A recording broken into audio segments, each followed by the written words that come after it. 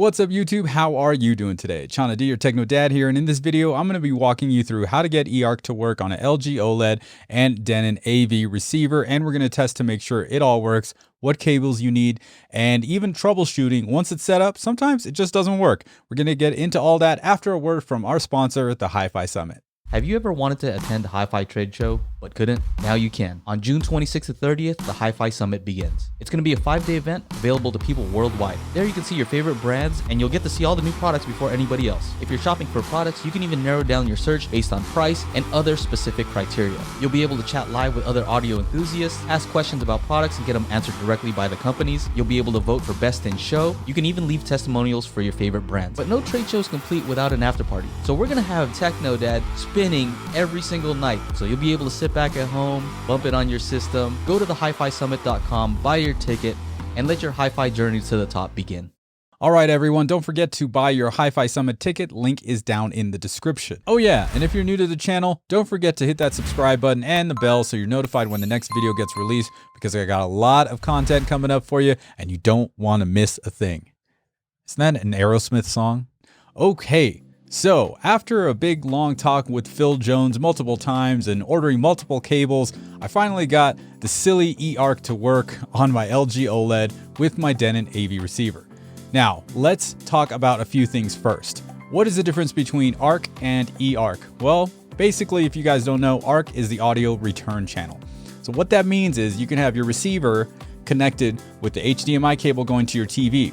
Now you have to connect both, HDMI ARC ports together, and what that allows you to do is it allows the AVR to send a video signal to the TV, and that same cable also allows you to send audio signal from the TV to the AVR. So it's a cable that can be used for both upstream and downstream of information. That's pretty cool, because then you don't have to have the one HDMI cable from your AVR to your TV and then an optical cable from your TV to your AVR. So cutting down on one cable, that's nice. So the difference between the standard ARC and eARC, or enhanced audio return channel, is that the standard audio return channel is not able to send a lossless audio signal.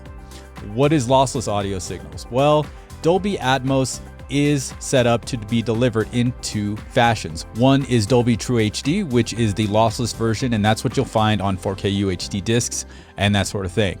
And the Dolby Digital Plus version is the lossy version or compressed version, which is how they deliver Dolby Atmos through any of your streaming apps, whether it's Vudu, Netflix, Amazon Prime Video, whatever it is, they're using Dolby Digital Plus, and that is the lossy or compressed version of the audio track.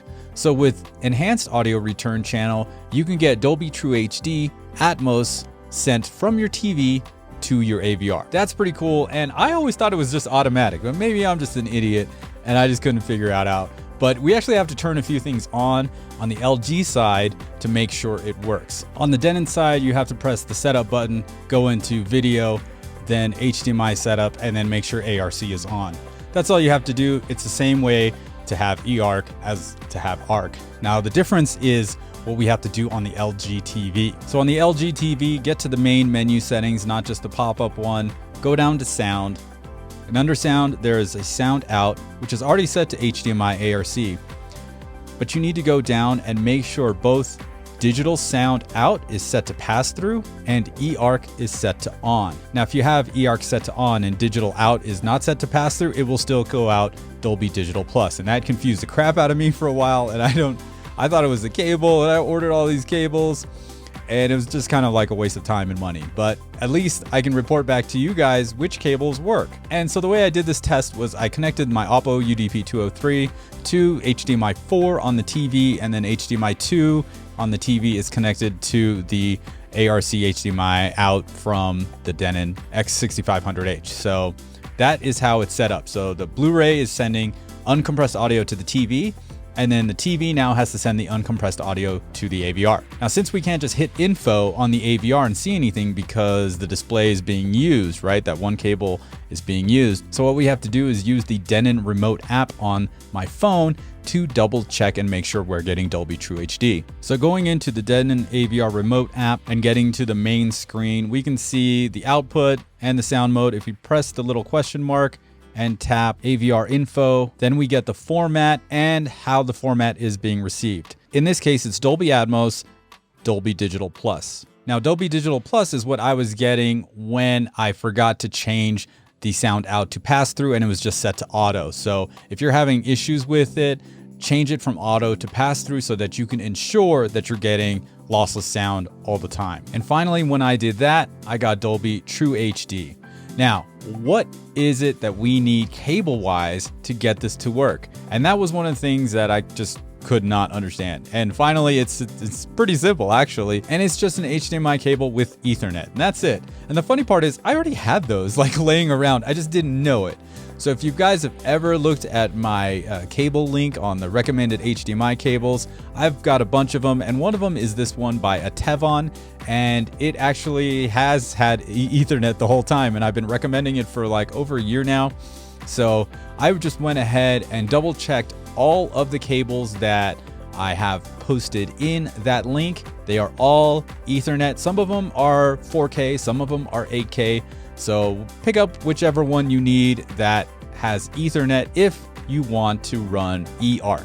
Now there are some weird situations with the cables that I just bought. Like this is a Audiano, I don't know, cool looking cable, 8K, but it does not say it supports Ethernet.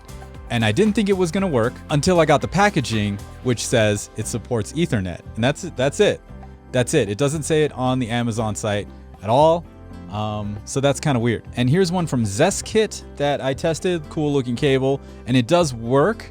And it says Ethernet on the Amazon page, but it does not say Ethernet on the packaging. So again, you kind of have to like look out for this stuff, you know? I also tried this cable from Evenki. And it does work. It does say Ethernet on the Amazon site, but there's no description of Ethernet on the packaging. So it's definitely a weird situation. And I was kind of perplexed on why things weren't working. I also wanted to check Dts X support along with IMAX Enhanced with the Jumanji, next level 4K Blu-ray. So I tossed that in the Oppo and here we go. Look what we're getting. We are getting IMAX Enhanced Dts X. So that is also transferring that codec over. Now, this is a 2019 LG OLED, and I hear the 2020 LG OLEDs, they took away that Dts X processing. So for those of you that have everything already there and you have a copy of IMAX Enhanced discs or whatever,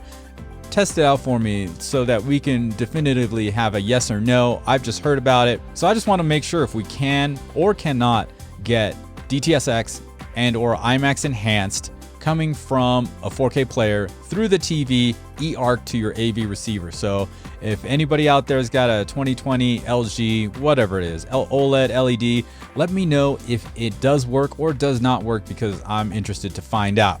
Because that is another thing that does separate the 2019 with the 2020 LG TV. So that's kind of interesting and cool. Let's get to the bottom of it. Now, another thing you might run into, because it happened to me a few times while doing this video, is that I was going through, 4K Blu-ray rips that I have on my external hard drive, like A Quiet Place, going through the Oppo, coming in HDMI 4 on the TV, and going out HDMI 2 to the AVR. And I'm looking at the app and it just says Dolby Digital Plus. And I'm like, what the heck? This is supposed to work. Like, these cables are supposed to work. What's happening?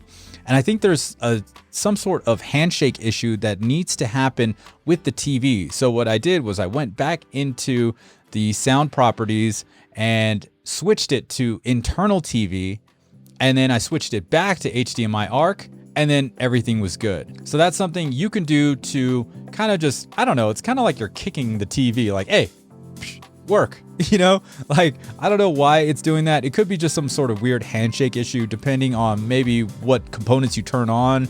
Maybe there's a specific timing for that to work properly so you don't have to double check. But I did double check a few times and I kept getting Dolby Digital Plus. So I had to go in, set the TV to internal speaker and then back to HDMI ARC, and then everything was cool. So definitely something you might want to look at if you need to troubleshoot your system. Now you're probably like, well, TechnoDad, do I really care about this?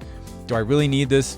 And I know that there's been a lot of talk about, gamers are like really put off by the new Denon AVR announcement because there's only one 8K HDMI 2.1 input, and they've got the 2 consoles and they've got a PC. Okay, so here's what's important. If you were to get one of those new AVRs that only has the one HDMI 2.1 port, and you have a TV like an LG where you have 4 HDMI 2.1 inputs, here's the thing. If you were to connect, let's say, the Xbox to the Denon with the one 8K port because you want to do 4K 120 frame per second gaming, cool, you do that, okay? And then you plug in the other 2 to the TV, and using eARC, Enhanced Audio Return Channel, then you can get lossless sound to the AVR. So basically, what's happening here with all this technology trying to move forward, and like I said in my other video, AV receivers are like the caboose end of the technology train. Like, it is like the slowest thing to upgrade and update with all the new stuff, just because that's just how it's been. It's been like that. I wish it'd be, get better, but even like in my video about the Denon stuff, I said baby steps. They gotta take baby steps. First, they'll give you one 8K input. Maybe next year it'll be 2. Maybe it'll be all 7. Who knows? The bottom line is, if you were to use eARC in a different way, then it wouldn't matter what you had in your AV receiver. Let me explain. Plug everything into your TV. You got all these sources, plug them all into your TV, use eARC to go to your AV receiver, so you have uncompressed Dolby Atmos or Dts X or whatever the situation is. And effectively, you're using your AVR as a soundbar, right? Follow me there? So literally, you're just piping the audio to the AVR. And really what dawned on me the other day is you can actually use the AVR as kind of like a soundbar, because you're just going to pipe audio to it.